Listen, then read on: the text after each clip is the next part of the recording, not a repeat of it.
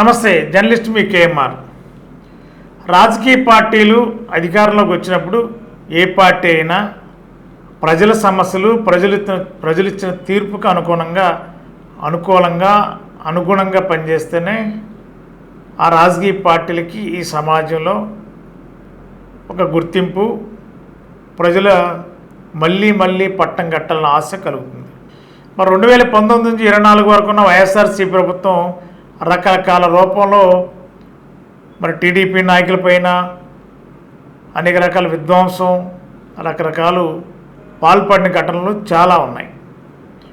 మరి ఇప్పుడు టీడీపీ అధికారంలోకి వచ్చిన తర్వాత మరి టీడీపీ కూటమి అధికారంలో ఉంది కాబట్టి మరి ఆ పార్టీ కక్షలకు కార్పణ్యాలకు టీడీపీ కూటమి వెళ్ళే అవకాశం లేకపోలేదు. కానీ చట్టాలని గౌరవించాలి, ప్రజాస్వామ్యాన్ని కాపాడాలి, ప్రజలు ఏమైతే తీర్పిచ్చారో తీర్పుకు అనుగుణంగా మరి ఆంధ్ర రాష్ట్ర ప్రజల యొక్క ఆస్తులు కాపాడాలి, ప్రభుత్వ భూములు కాపాడాలి అనే ఆలోచనతో తెలుగుదేశం ప్రభుత్వం పాలనని సిద్ధం చేసుకుంటుంది.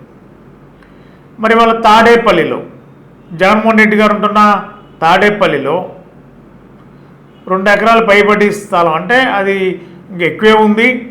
మరి అక్కడ వైఎస్ఆర్సీపీ రాష్ట్ర ప్రధాన కార్యాలయం కట్టుకునే విధంగా బిల్డింగ్ నిర్మాణం చేయడానికి కూడా పనులు జరుగుతున్న తరుణంలో మరి ఆ స్థలం ఇరిగేషన్ స్థలం అని మీడియాలో కనిపిస్తుంది. మరి తాడేపల్లిలో ఇరిగేషన్ స్థలంలో అనుమతులు లేకుండా, ప్రభుత్వం ఉన్నా కూడా అనుమతులు ఉండాలి కదా, ప్రభుత్వం ఉంది కదని చెప్పి ఎక్కడ పడితే అక్కడ ఎవరికి కావాల్సిన వాళ్ళు కట్టుకునే అవకాశం ఉంటుందా?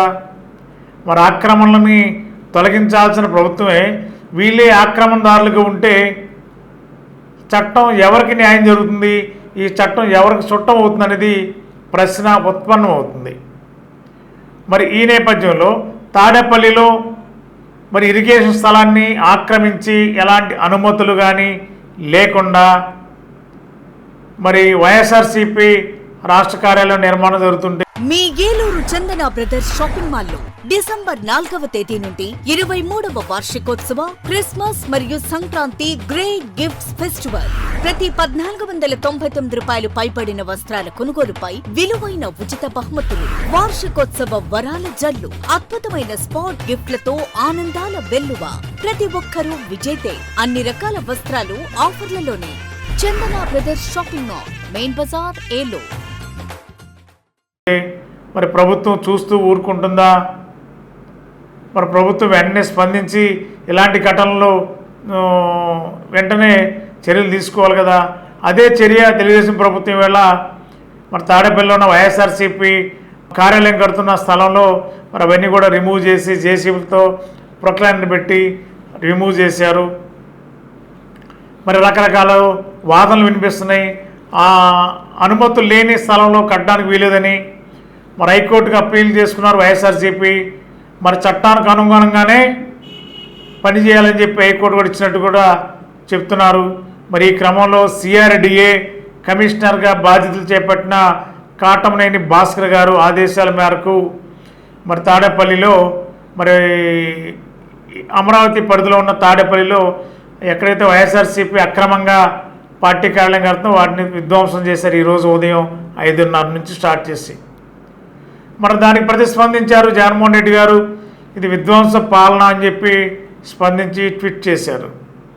మరి తెలుగుదేశం ప్రభుత్వం అధికారంలో రానప్పుడు, మన గత గవర్నమెంట్ వైఎస్ఆర్సీపీ పాలనలో ఉన్నప్పుడు చంద్రబాబు నాయుడు గారి ఇంటి పక్కన ఉన్న ప్రజావేదిక ప్రభుత్వ ధనం 20 కోట్ల రూపాయలతో నిర్మించారు. ప్రజాధనం, ప్రజలు ఇచ్చిన ప్రతి రూపాయి కూడా ప్రభుత్వంలో ఖర్చు పెట్టాలి, అది ప్రజాధనం. మరి ఆ ప్రజాధనాన్ని దుర్వినియోగం చేసి విధ్వంసం చేశారు. మరి ఆ ప్రభుత్వ డబ్బులతో కట్టిన భవనాన్ని ప్రభుత్వానికి వినియోగించాలి కదా.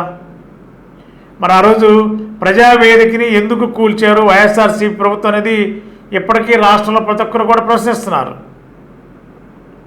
ప్రభుత్వ స్థలం అదేం చంద్రబాబు నాయుడు గారి ఇంటికో చంద్రబాబు నాయుడు గారి సొంతానికో కాదు, ప్రజాపాలనకి ఉపయోగపడేలా ప్రజావేదిక ఉపయోగపడేది.